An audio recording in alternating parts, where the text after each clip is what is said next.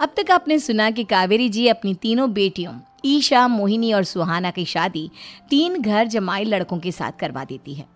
उन्हें लगता है कि ये लड़के शायद घर का कामकाज संभाल लेंगे, लेकिन उनके तीनों घर जमाई बहुत आलसी थे। वो नौकरी भी नहीं करते थे और बाहर का काम भी नहीं।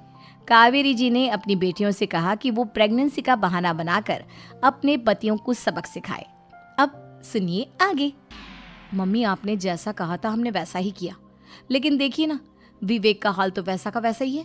घर में ना सुबह का नाश्ता बनता है और ना खाना। नौकरी पर जाने की बात करूं तो खाने को दौड़ते हैं मुझे। हाँ मम्मी, मैंने भी सुमित को कितनी बार कहा कि अगर नौकरी नहीं करनी तो कोई छोटी सी दुकान ही खोल लो, घर का खर्चा कैसे चलेगा। देखो दोपहर के 12 बजने आए और जनाब अभी तक सो रहे हैं। हाँ मम्मी, ईशा और सुहाना ठीक कहती हैं। अविनाश का भी यही हाल है। जब मैंने अपनी प्रेगनेंसी के बारे में कहा तो मुझसे कहने लगा, अरे दूसरी लड़कियां तो 9-9 महीने तक नौकरी करती है, बस डिलीवरी के टाइम छुट्टी लेती है। मोहिनी, तुम भी नौकरी करो। अब मुझे कहाँ नौकरी मिलेगी। मम्मी बताओ अब मैं क्या करूँ। हे भगवान, क्या सोचकर घर जमाई दामाद लाई थी मैं कि मेरी बेटियां मेरे पास रहेंगी और खुश रहेंगी, लेकिन इन आलसी दामादों ने तो हमारी जिंदगी को भी प्रॉब्लम में डाल दिया है। मैं तो कहती हूँ मम्मी, हम लोग वापस अपनी जॉब पर जाना शुरू कर देते हैं। बता देते हैं इन लोगों को कि हमने प्रेगनेंसी का बहाना किया है। नहीं नहीं बेटा, ऐसी गलती भी मत करना।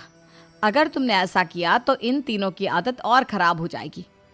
अरे आज नहीं तो कल कभी तो तुम प्रेग्नेंट होगी, तब वापस यही प्रॉब्लम आएगी। तब क्या करोगी तुम तीनों। हाँ मम्मी, आपकी बात तो बिल्कुल सही है। इन लोगों को तो सुधारना ही पड़ेगा। लेकिन कैसे? अपने बच्चों के आने की खबर सुनकर भी इन लोगों पर कोई असर नहीं हो रहा। पैसे कमाने के लिए घर से बाहर निकलना ही नहीं चाहते ये तीनों। अब मेरे दिमाग में एक प्लान आया है। तुम तीनों चिंता मत करो, उन तीनों को बुलाओ, फिर मैं बात करती हूँ। थोड़ी देर बाद कावेरी जी अपने तीनों दामादों को सामने बुलाकर अपनी बात कहना शुरू करती हैं। अविनाश, सुमित और विवेक, देखो बेटा, मैं ना तुम तीनों से बड़ा प्यार करती हूँ, इसीलिए तो तुम्हें घर जमाई बना कर रखा है मैंने। अरे मम्मी जी, सीधे सीधे कहिए ना, क्या बात है। प्यार तो हम भी आपको बहुत करते हैं। अरे मम्मी जी, आपकी इज्जत भी बहुत करते हैं। अरे भाई, आपके जैसी सास और कमाने वाली बीवी सबको मिलती है क्या? हाँ मम्मी, विवेक और सुमित ठीक कह रहे हैं। आपकी बेटी से शादी करके मेरी तो ज़िंदगी ही अच्छी हो गई है। जानती हूँ मैं, और ये भी जानती हूँ कि तुम तीनों अपने अपनी बीवियों से बहुत प्यार करते हो।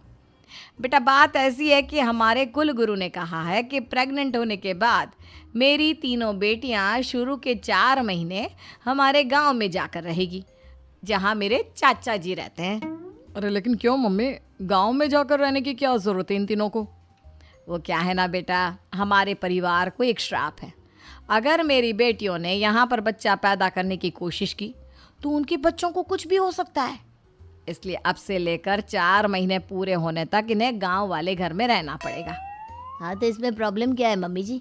हम भी वहाँ जाकर रहेंगे, पिकनिक मनाएंगे। अरे भाई, बीवी जहाँ हम भी वहाँ। हाँ यार, आइडिया तो बहुत अच्छा है। शहर की ज़िंदगी में रह रहकर परेशान हो चुके हैं, अब कुछ दिन गांव में बिताएंगे। तुम लोग समझने की कोशिश क्यों नहीं करते। तुम में से कोई भी वहाँ नहीं जा सकता, और मैं यहाँ रहूँगी ना तुम तीनों के साथ। 4 महीने की तो बात है, उसके बाद ये तीनों ही लौट कर आ जाएंगी। ठीक है मम्मी जी, अब हमारे बच्चों का सवाल है तो ये तो करना ही पड़ेगा। कावेरी अपनी तीनों बेटियों को कुछ दिन के लिए घर से बाहर कहीं दूसरे शहर में रहने के लिए भेज देती है। कुछ दिनों के बाद, अरे मम्मी जी, बहुत दिन से पिज्ज़ा नहीं खाया, मंगवाइए ना। क्या बताऊं बेटा, पहले तो बेटियां खर्चा दे देती थी क्योंकि उनकी नौकरी थी, लेकिन अब तो मेरे पास पैसे ही नहीं बचे। थोड़े बहुत पैसे हैं जो बच्चों की डिलीवरी में काम आएंगे। लेकिन मम्मी जी, आपकी